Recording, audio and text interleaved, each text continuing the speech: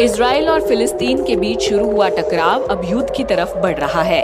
फिलिस्तीन के संगठन हमास ने इजराइल पर एक के बाद एक रॉकेट बरसाना शुरू कर दिया है। इजराइल हमास को एक आतंकी संगठन मानता है। हमास ने इजराइल के तेल अवीव, अश्केलोन और होलोन शहर पर सोमवार से लेकर बुधवार तक कई रॉकेट बरसाए। हालांकि इजराइल के एयर डिफेंस सिस्टम आयरन डोम ने कई रॉकेट्स को हवा में ही रोक दिया, लेकिन कुछ रॉकेट्स आबादी वाले इलाकों पर आ गिरे। इजराइल की आर्मी ने एक ट्वीट करके हमास के रॉकेट हमलों की जानकारी दी है। सेना ने लिखा, सेंट्रल और दक्षिणी इजराइल में लगातार रॉकेट दागे जा रहे हैं। बहुत हो गया, अब ये रुक जाना चाहिए।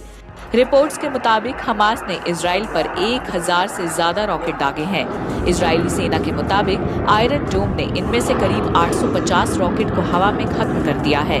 अकेले गाजा से 200 से ज्यादा रॉकेट इजराइल की तरफ दागे गए, जिन्हें आयरन डोम ने ध्वस्त किया।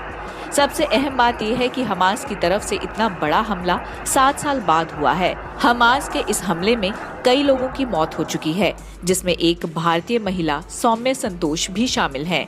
इजराइल की वायु सेना ने जवाबी कार्रवाई में हमास के कब्जे वाले गाजा पट्टी पर हमला बोला, जिसमें गाजा की एक 13 मंजिली बिल्डिंग को ध्वस्त कर दिया गया। इस इमारत में हमास का राजनीतिक प्रभाग का दफ्तर था। इस सब के बीच इजराइल हमास के हमलों को एयर डिफेंस सिस्टम आयरन डोम की बदौलत काफी हद तक रोकने में कामयाब रहा है। आयरन डोम दुनिया के सबसे शक्तिशाली एयर डिफेंस सिस्टम की लिस्ट में आता है। आयरन डोम इजराइल का एक एयर डिफेंस सिस्टम है, जिसे इजराइल की राफेल एडवांस डिफेंस सिस्टम और इजराइल एरोस्पेस इंडस्ट्रीज ने अमेरिका की वित्तीय और तकनीकी सहायता से बनाया है। पहली बार इसका इस्तेमाल 2011 में किया गया था।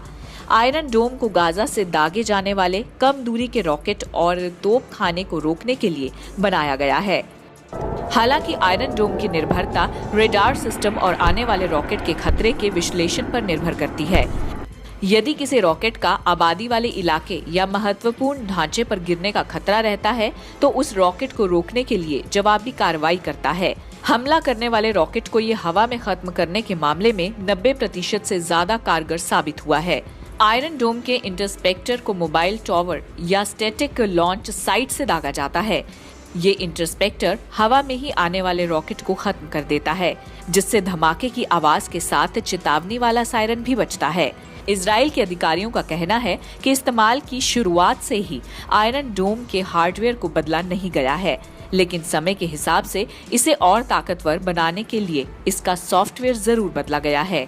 इस पर इजराइल के रक्षा मंत्री का कहना है कि आयरन डोम में क्रूज मिसाइलों, ड्रोन और इससे अधिक को खत्म करने की क्षमता है।